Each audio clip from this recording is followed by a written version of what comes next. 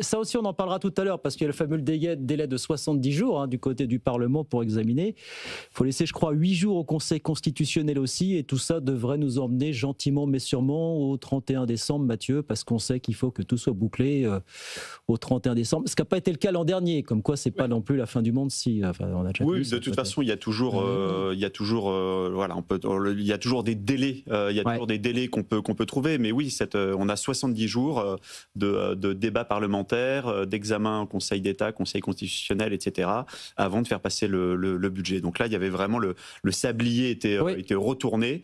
C'est aussi pour ça d'ailleurs que assez habilement Sébastien Lecornu a présenté qu'une ossature de budget sans rentrer dans les détails. Ça lui permettait de faire passer le message que ce budget, il allait être co-construit entre parlementaires, et deux, ça lui permettait de gagner du temps et de ne pas rentrer dans les détails d'un budget qu'il n'avait plus le temps de construire aussi, quand on voit ce calendrier des 70 jours. Il y a un scénario vicieux qui circule un petit peu, qui consiste à dire, voilà, en fait, c'est du côté du bloc commun qu'on ferait tout pour laisser traîner les discussion pour qu'en 70 jours, on n'ait pas le temps de se prononcer, ce qui permettrait ensuite, je crois, dixit la Constitution, de passer pour ordonnance.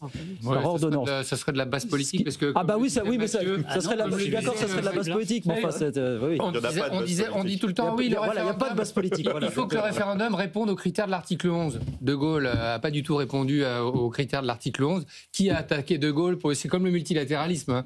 D'un coup, quand on se dit, Trump déchire le multilatéralisme, personne ne va attaquer. Donc il faudrait que toutes les forces politiques se mettent en branle pour aller contester ce que personne n'a fait l'année dernière et ce que personne ne ferait là. Donc ce scénario-là, compte tenu de ce qui se passe sur les marchés, parce que les indicateurs qu'on doit envoyer, c'est le fait qu'on n'a pas envie que les taux montent, on a envie que nos partenaires nous redonnent un petit peu de crédibilité. Quand on voit les chiffres, il nous faut au moins ça.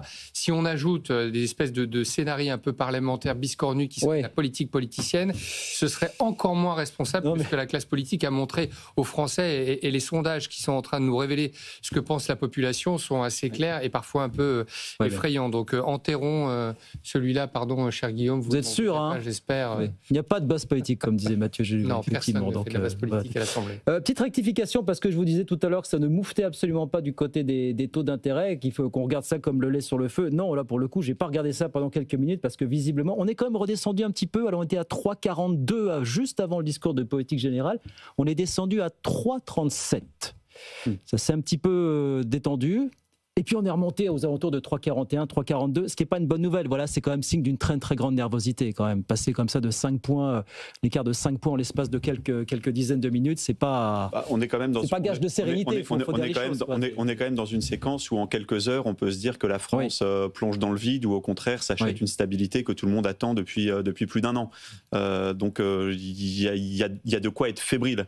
Peut-être que quand on est redescendu à 3,30, les marchés ont peut-être acheté, comme vous disiez, l'efficacité de ce discours chirurgical qui pouvait peut-être faire éloigner le spectre d'une censure, avant de réfléchir un peu plus et se dire maintenant tout ça reste quand même assez fragile. Bien, on va continuer à suivre les annonces, et puis Hugo Babek, il y aura peut-être quelques députés à interroger du côté de l'Assemblée. On va quand même revenir à 16h09, il serait temps quand même sur les grandes lignes de ce budget, parce que c'était avant tout l'objet de cette discussion, ce discours de politique générale, les grandes lignes du budget 2026. Erwan Maurice, avec des grandes lignes dévoilées qui avaient un petit peu fuité ce matin, mais on connaît en grand les grands axes désormais. Heureusement d'ailleurs, parce que comme vous l'avez entendu, Sébastien Lecornu n'a pas donné beaucoup de chiffres lors de ce discours de politique générale, mais on avait les informations un peu plus tôt dans la journée, avec des objectifs de dépenses réduites, plus de recettes pour ramener ce déficit public, vous le savez, dans cette fourchette qui a été fixée par le Premier ministre entre 4,7 et 5% du PIB, contre 5,4% normalement cette année.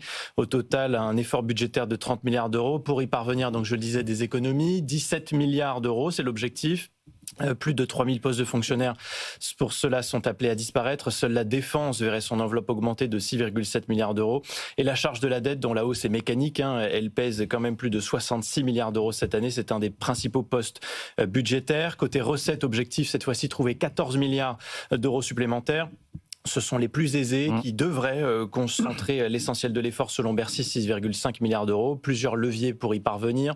D'abord, le maintien de la contribution sur les hauts revenus qui existe depuis cette année. À partir de 250 000 euros par an pour un célibataire, c'est le double pour un couple, avec un taux minimal d'imposition de 20%. À noter aussi que le barème de l'impôt sur le revenu serait gelé, ce qui devrait rapporter 1,9 milliard d'euros.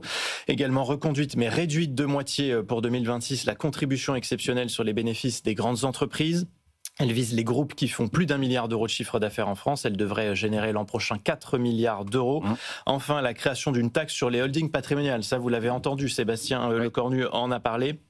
Des structures utilisées parfois pour contourner l'impôt, eh bien, cette taxe devrait rapporter 1 milliard d'euros. Sébastien Lecornu l'a dit aussi, notamment pour financer la défense ou la transition environnementale. Voilà pour les principales baisses de dépenses et hausses d'impôts. Un mot de la sécurité sociale, parce que là aussi, il y a des mouvements significatifs quand même. Avec ce chiffre, 7 milliards d'euros d'économies dans la santé, c'est ce que prévoit le gouvernement, avec des dépenses qui ne progresseraient l'an prochain que d'1,6%. Le trou de la Sécu devrait passer de 23 à 17,5 milliards d'euros.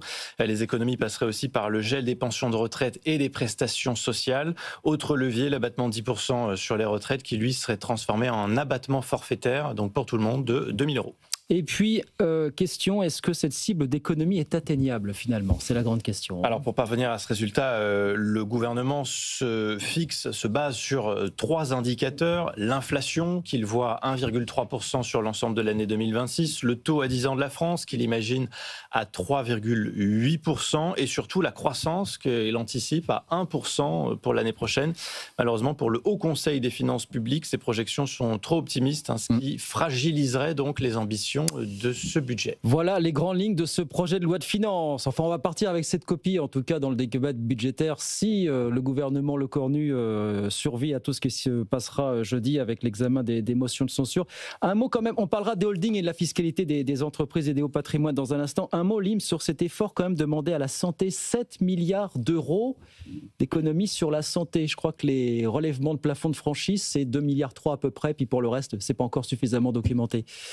Je vous ai pas entendu là-dessus, mais je suis étonné que vous l'ayez pas relevé déjà depuis tout à l'heure quand même. Ça, comme d'autres mesures dites d'austérité, je les ai pas relevées parce que le débat parlementaire est ouvert. C'est pas un sujet à censure, ça, pour vous, par exemple? Ah non, à partir du moment où il n'y a pas de 49.3, le débat parlementaire va pouvoir arbitrer entre les recettes et les suppressions de dépenses. C'est ouvert. Qu'est-ce que vous avez... tout l'art du débat, ça va être justement de faire en sorte que le pays atteigne la cible de 1% de croissance.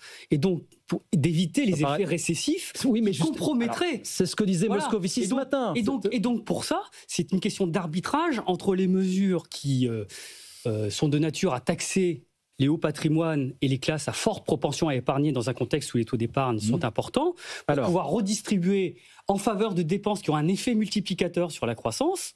Et c'est ça l'art qui permet de à la fois réduire les déficits et de soutenir une croissance à 1%. Mais le débat parlementaire doit nous parvenir, nous permettre de parvenir à ça. Et c'est là où les socialistes ont leur rôle à jouer. Alors c'est parfait, voilà, on est en train de s'engager dans le débat budgétaire. Qu'est-ce que vous allez demander de plus au gouvernement dans le cadre de la discussion budgétaire sur les économies? Est-ce que vous dites 7 milliards, ça n'est pas jouable? Jamais de la vie, 7 milliards d'euros d'économies sur la santé. On va se battre contre les déremboursements, ça c'est évident. Contre la suppression des 3000 postes dans les services publics, c'est évident que nous allons voter contre. Et par contre, nous allons demander que sur l'impôt sur le patrimoine, ce qui est proposé ce matin, qui revient à taxer les voitures de sport et les comptes dormants dans le patrimoine, la pseudo-taxe Zuckman, que ça se soit considéré pour qu'on ait un véritable impôt sur le patrimoine.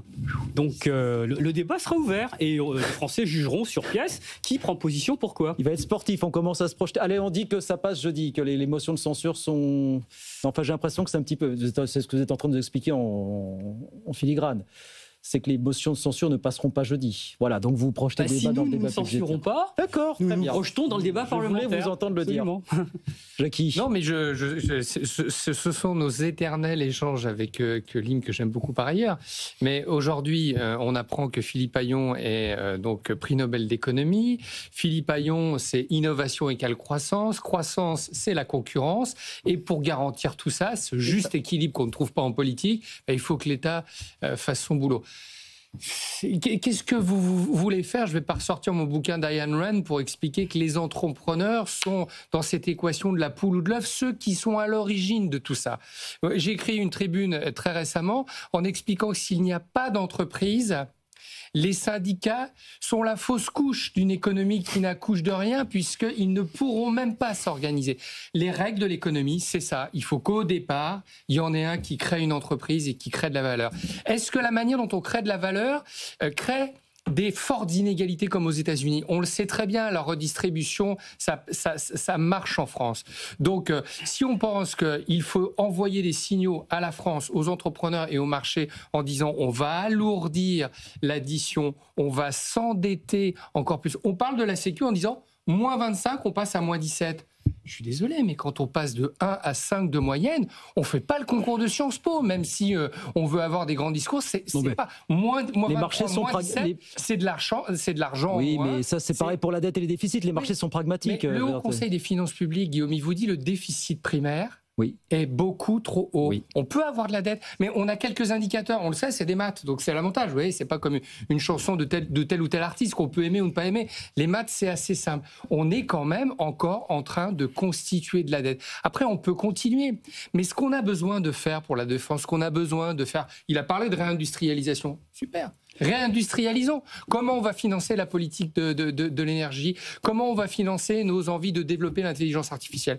Eh ben, avec l'argent que nous n'avons pas. C'est ça quand même qu'il faut rappeler. Véronique. C'est des choix de société. Je pense que j'ai l'impression d'entendre un nouveau François Hollande, taxeur en série, parce que finalement, le PS a quand même l'habitude de dépenser d'abord et de financer ensuite. Donc ça, on peut pas le nier. On est arrivé à un taux de prélèvement obligatoire qui est un record. Donc ça, et quand j'entendais le Premier ministre, j'ai tout de suite entendu with my lips, no more taxes, mais il y aura des impôts supplémentaires. On ne peut pas y déroger à partir du moment où vous refusez même les réductions de dépenses. Donc si on remet en cause les petites économies qui ne sont quand même pas l'essentiel de ce qui avait été prévu, si on remet en cause les réductions de dépenses, on va avoir un alourdissement de l'impôt et de surcroît. Et de surcroît, on aura aussi une possibilité de vote avec les pieds de la part de tous ceux qui pourront avoir un capital plus ou moins mobile. Donc une partie de la richesse va fuir.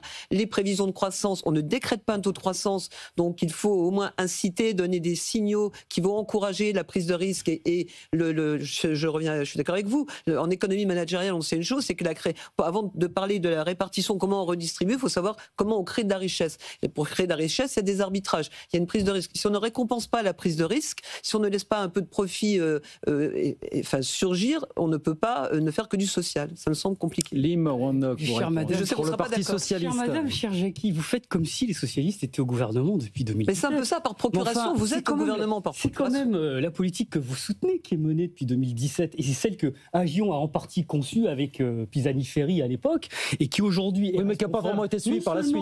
D'une non-reprise de l'investissement, d'une croissance atone. Nous avons 0,7 points de croissance cette année, c'est que dalle. Pour calculer des retraites, c'est très important. Et par ailleurs, tous les instituts sérieux, que ce soit l'OFCE et même la Cour des comptes, vous expliqueront que la dette aujourd'hui, ce sont des pertes de recettes liées aux réformes fiscales qui ont été mises en place depuis 2017 et qui nous coûtent 60 milliards par an. Donc il ne faut pas se tromper sur les causes de la montée de la dette publique. 66 milliards. Et les mesures fiscales que nous réclamons sont absolument justifiées si nous voulons redonner des marges de manœuvre. Ce qui ne veut pas dire qu'il faille dépenser à tout va et ne pas faire attention à la qualité de la dépense. Par ailleurs, sur la fiscalité du patrimoine, j'attire votre attention que ce n'est pas la fiscalité des entreprises. Nous n'avons jamais dit qu'il fallait relever l'impôt sur les sociétés. La fiscalité des entreprises, on n'a pas dit qu'il fallait y toucher. La fiscalité du patrimoine des... Attendez. Ah non, il y a une différence entre la fiscalité des entreprises. Oui. Alors, la surtaxe, elle est bienvenue, mais elle rapporte pas grand-chose. 4 milliards quand même. Cette année, c'est 2 fois moins. C'était 8 milliards cette année, ça devait disparaître. Non, mais je vous rappelle, ça devait être un one-shot à la base. Et qu'on a ressorti... C'est exceptionnel. Il est bienvenu que les entreprises contribuent. Mais le cœur du débat sur Zucman, c'est pas la fiscalité des entreprises, c'est la fiscalité du patrimoine, on est d'accord. Personnes physiques qui détiennent dans leur holding familial un paquet d'actions qui représentent le cœur de réacteur de leur fortune. C'est bien ça le sujet. Oui, mais là-dedans, vous avez du patrimoine personnel et professionnel là-dedans. D'ailleurs, il est question de taxer un tant soit peu le patrimoine personnel, pas professionnel. Ne pas taxer l'outil professionnel. Oui, mais il n'est même pas taxé dans ce que propose non, le Premier ministre. Ça, c'est l'idée du patronat. Là, on va arriver dans un débat, je pense, là, assez technique, parce que cette taxation des holdings, par exemple, il faut voir que c'est un truc de juriste où, en fait, dans ces holdings, c'est une sorte de frigo où ce que vous mettez dedans, ce n'est absolument pas taxé. Voilà, et ça reste au frais. Ou quasiment, quasiment pas. Mais sont mélangés dedans des choses à caractère personnel, professionnel, mais aussi personnel. Et là, on est vraiment dans des circuits d'optimisation fiscale assez poussés. Et donc, voilà, je pense qu'on va donner pas mal de boulot aux juristes pour essayer de comprendre qu'est-ce qui relève, qu'est-ce qui relève en fait de choses productives dans ces frigos des holdings, de choses non productives. C'est injouable. Prévu au début. C'est vrai qu'il a été élargi. Et c'est injouable d'aller faire le tri dans chaque holding familial ou patrimonial de ce qui ressort. Ils changeront les règles pour savoir ce qu'il y a à mettre dedans. C'est vrai que sans doute, et d'ailleurs il a bien fait d'utiliser le terme d'anomalie, sans doute que la fiscalité a été sans doute un peu élargie, mais de ce point de vue-là, pourquoi ? Parce qu'à côté, le taux de pression fiscale est insupportable. Je reprends sur ce qu'a dit Lynn tout à l'heure. L'impôt sur les sociétés, en tout cas la surtaxation, c'est 4 milliards. Mais l'économie française, ça se passe comment ? C'est 3 mecs aux États-Unis qui disent on va implanter 10 usines. Ils regardent avec tous leurs tableaux, tous leurs cabinets d'avocats, ils disent où est-ce qu'on va ? En 2017, quand on a tout baissé, ils sont tous revenus. On a créé Choose France, on est allé leur dire regardez comment vos investissements vont être transformés en revenus du capital, mais en création d'emplois pour nous, etc., etc. Quand on dit plus 4 milliards, les 10 gars qui sont en train de manger leur sandwich devant leur tableau, ils disent cette année, c'est pas en France. C'est aussi simple que ça. On verra. C'est pas plus 4 milliards comme ça, c'est pas beaucoup. C'est le fait que s'il faut trancher entre aller faire des frigos en Pologne ou en France, eh bien les frigos iront se faire en Pologne. La réindustrialisation des gigafactories, elle ira se faire ailleurs. Les investissements dans l'hydrogène, ils iront se faire ailleurs, etc., etc. C'est aussi simple que ça. Dès qu'on a plus de 4 milliards, ces décideurs-là décident de se retirer. Encore une fois, je fais ma révérence avec Ayn Rand et son immense bouquin, c'est « Ils se mettent en grève et ils disparaissent pour aller ailleurs ». C'est ça qui se passe. C'est terrible, mais c'est comme ça que fonctionne. Mathieu Jolivet. Le Cornu avait fait tapis, il avait été obligé de tout mettre sur la table, de tout il a tout mis. Pas forcément. Sauf erreur de ma part, j'ai rien entendu sur la flat tax, par exemple. Ah non, mais ça, depuis quelques heures, il y avait l'idée qu'on touchait pas à la flat tax. Il fallait bien comme garguer quelques totems. D'accord. Donc là, il n'y a rien. Non. Il était question de relever de 6 points la flat tax. Il supprime les impôts de production. Non, il ne supprime pas les impôts de production. Le calendrier de baisse. Il reprend le calendrier. Il ne supprime pas. Et des impôts de production, il en reste quelques dizaines d'autres milliards, accessoirement, sur les entreprises. Il y a encore du boulot. La CVE en fait partie, mais c'est important. Oui.